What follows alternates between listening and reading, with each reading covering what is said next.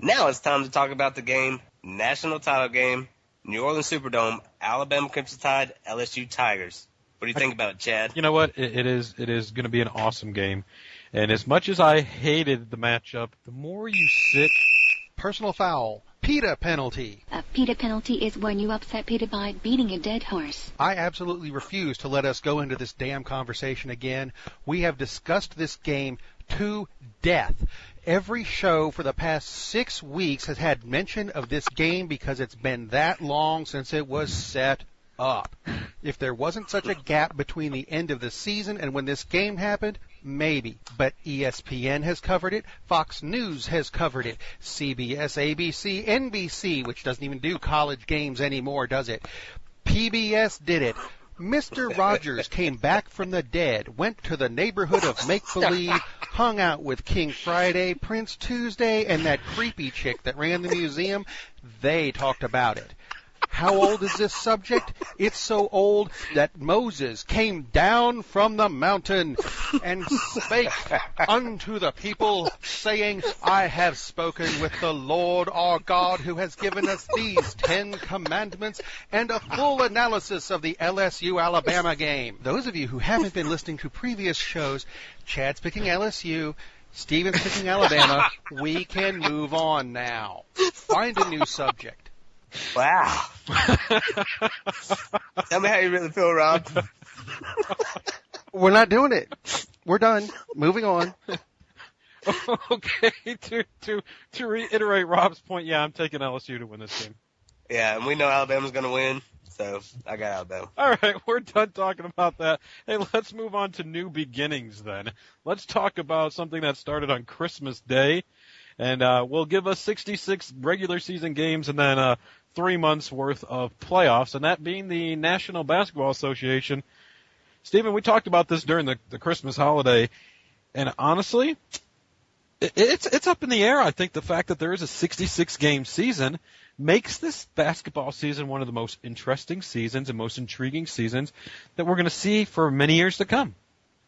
I agree. Because they'll go on strike again. Oh, sorry. Moses, take Rob back with you up in the sky. I'll agree with you, Chad. I feel that the older teams, Boston and San Antonio, are going to have a hard time because you're playing 3, 4, 5 games in a row before a day off. You're playing at home, then you go on the road, and then you come back home.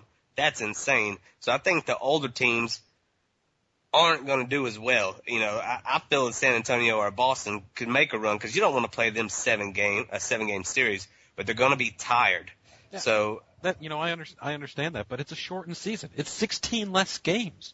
But you're playing every day. But look at what San Antonio did last year. They were the number 1 seed in the Western Conference. Of course, yes, they got beat in the first round of the playoffs, but they still were the number 1 seed. And a shortened season, you never know what could happen with this team. Isn't Manu Ginobili out with a bad elbow, though? He definitely is. He's probably out with old age, too. That whole team's out with old age. What do you mean? Well, all right. So let's go to the obvious points that we're going to make. Here is who are the favorites? You're saying, and I'm agreeing, the younger teams are the teams that should be favored. But I keep on hearing it. The big three are going to get back to the championship game, and they're going to make a run, and somebody's going to show up in the fourth quarter, and the Miami Heat are going to be holding the trophy at the end of the season. And then LeBron's going to start the count. 1, 2, 3, 4. I don't see the one happening this year. I don't know. I don't know, Chad. LeBron and D-Wade are coming out with a different mentality. They're not shooting threes. They're getting to the hole. They're driving in, getting them layups, getting the fouls, and they're like a run and shoot basketball team. They're running up and down the court. They're just killing everybody. If they play this way, nobody can beat them. Analyze their first. And they're not that old. I agree. They're not that old, and they're full of talent. I agree with this. But look at their first 6 games. Yes, they are 5-1 at point of this show taping. However, their last loss to Atlanta up and down the court in Miami. And before that, Miami has 2 wins in which they had to take last-second shots to win the game. I still don't see Miami as the team to beat. There are teams out there that are going to figure out, you know what? It's not LeBron that you need to stop. It's Dwayne Wade. And if teams can stop Dwayne Wade and they get it in through their thick skulls that that's the guy you stop, I think Miami gets beat. And the team I have beating them and leading the Eastern Conference, the Chicago Bulls. You've got Derrick Rose. I mean, you've got Rip Hamilton, who might be 34 years old, but he adds a scoring touch that Chicago needs. Derrick Rose can't do it all. Yes, he's the league MVP. It's down to those two teams in the East. Is there anyone else that could come out of the East? Yes, there's a sleeper team, and they beat Miami, the Atlanta Hawks. They're only giving up 87 points a game, which that's crazy. That's so. They acquired Tracy McGrady. First time he's fully healthy in who knows how many years. Behind Joe Johnson, Josh Smith, you have Jeff Teague, Al Horford. They're a sleeper team. If you don't watch these guys, they've been young and they've made it to the playoffs. They went 7 with Boston a couple years ago. They might sneak up and beat them, but I feel that's the only team that can challenge Boston or Miami. But look at the other teams that could actually give them a shot and give them a real good push. The New York Knicks, they are a run and gun team. If you get them into a 7-game series and the Knicks can actually keep you running up and down the court, they might not be the team that beats you, but they could be the team that actually tires you out to where that team, whether it be the Heat, the Bulls, the Hawks, whoever it may be that go into the next round, the Knicks could be single-handedly responsible for making that team a lot less of a team in the next round of the playoffs. Not saying the Knicks are there yet. I think they're still a year away. They're a point guard away, in my opinion. But I don't know. The Knicks could be the surprise team. But I mean, we're sitting there. The Heat, the Bulls, the Hawks, the Knicks, the Celtics. What about the Magic? I mean, come on, Dwight Howard. I mean, is he going to give it one last hurrah, or is he even going to make it to the end of the season for the Magic? Nah, I think he's going somewhere. All that trade talk before the season, I think it was just smoke and mirrors. I think they have a deal. They're just waiting to do it. I don't know why, but he's going somewhere. Maybe Dallas, because they need somebody. Hey, the fantasy commissioner, David Stern, finally allowed Chris Paul to be traded, and he went to the L.A. Clippers, the other L.A. team, and instantly the Clippers are now I guess they're the glamour team of the NBA in the Western Conference. I mean, you look at them with Blake Griffin, Chris Paul, Caron Butler, Chauncey Billups. I mean, does this LA team have enough depth to compete in the Western Conference or even to compete in their own building against the Lakers? I think they do. Against the Lakers? Yeah. Same building. Yeah, we didn't even speak about them. We talked about old, but Lakers are afterthought. I think Clippers need a year to play together like the Heat did, and I think they're going to be the force of the West. But I like Oklahoma City with too. Durant and Westbrook. I mean, they're nasty and they're young and they're running. As long as they don't keep fighting on the court, as long as they don't keep fighting on the court, if they can work together. I like them coming out of the West. Yeah, but how much of that is media driven? I mean, honestly, you see it on the court all the time. When you get in the heat of a battle and you've got things not going your way at some point, you're going to have friction amongst two players. But you hear the media outlets say, "Oh yeah, this is the big problem. Durant and Westbrook cannot coexist. They're going to have to split these guys up, and Oklahoma City is just going to be an afterthought after a year or two from now." If you think about these two guys right here off the court, and the sources I have in Oklahoma City, these guys are like the best of friends. And that's it's not a Santonio Holmes situation. No, it is not but think about the show we're doing right now. You want Alabama, I want LSU. Doesn't mean, we're going to have friction here on the show, but doesn't mean away from the show that we are very cohesive, we understand each other, and we have a good working relationship. These guys understand, they have friendship away from the court, and they have to have a working relationship where somebody's going to have to be the premier guy on one night, the next night it's going to be somebody else. They had one spat. This Oklahoma City team, to me, is a cut above everybody in that Western Conference. They almost made it last year. I think this is the year. Hey, they came from Seattle. They were Supersonics, and now they're Thunder. So Oklahoma City, Chicago Bulls are my NBA championship matchup. It's kind of tough. I'm going to make a bold prediction here. I'm thinking Chicago's going to bring a ring back to the Windy City. Derrick Rose is going to start what could be a Michael Jordan-like run in Chicago. And why not? I mean, Chicago, to me, is the team. because Oklahoma's going to take it back this year, and Kevin Durant will start a Jordan-esque, one season before the Clippers gel.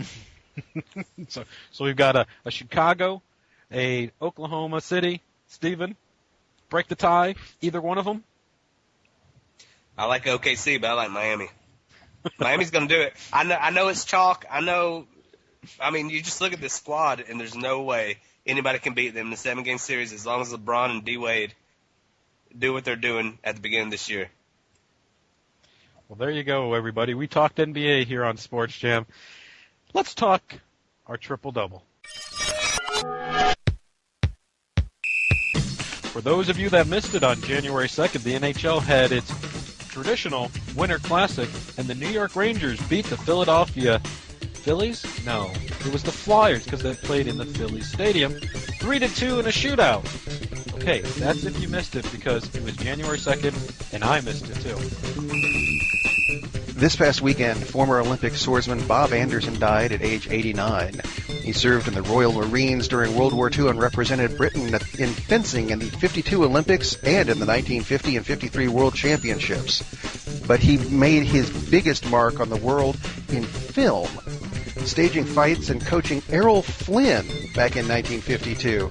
He also became one of the industry's most sought-after swordsmasters, working on movies like James Bond's From Russia with Love and Die Another Day, as well as The Princess Bride, The Legend of Zorro, the Lord of the Rings trilogy, and even donned the black helmet fighting as Darth Vader in The Empire Strikes Back and Return of the Jedi. Mr. Anderson, you will be missed. After scoring a touchdown against the New England Patriots, Stevie Johnson lifted up his jersey to reveal a message of Happy New Year on his undershirt. Stevie was penalized 15 yards, and Coach Chan Gailey took him out and put him on the bench. Now, I'm all for touchdown celebrations, but when it starts hurting your team, maybe, just maybe, you need to think before you act. If Stevie Johnson will put as much effort into the game as he does his celebrations, he might be able to come up with a big game winning catch instead of dropping every one of them. And I would be a happy guy. Robert Griffin III and the Baylor Bears accumulated 777 yards of total offense in the Alamo Bowl in Baylor's 67-56 victory over the Washington Huskies. All right, so Robert Griffin III was only 24-33, 295 yards passing, and 1 touchdown. He wasn't even the star. However, the moral of this story is RG3 has declared himself eligible for the NFL draft.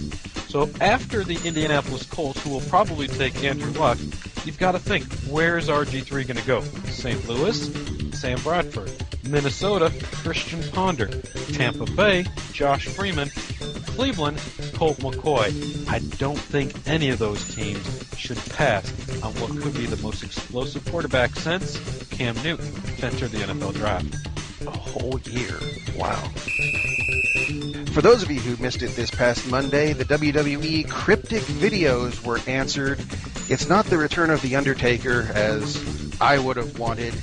No, it's the return of Mr. Sparkly himself, Chris Jericho, who showed up in a lovely Christmas light-adorned jacket, walked to the ring, picked up a microphone, put it back down, did a lap of the ring, high-fiving people, got in the ring, picked up the mic, put it back down, did a lap of the ring, high-fiving people, and then he left. Boy, I'm glad we had those videos leading up to this, aren't you?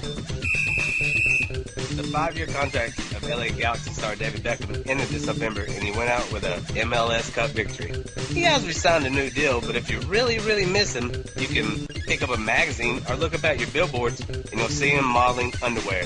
That's right, David's first ad for H&M Bodywear comes out this week. I'm so excited that I have switched to panties. Sports Jam will be back next week with another knockout episode. But until then, follow us on Twitter at TRSportsJam, friend us on Facebook, or email us at therealsportsjam@gmail.com. Thank you to our sponsor, the Danny Nagy Band. Until next week, Sports Jam, we're out.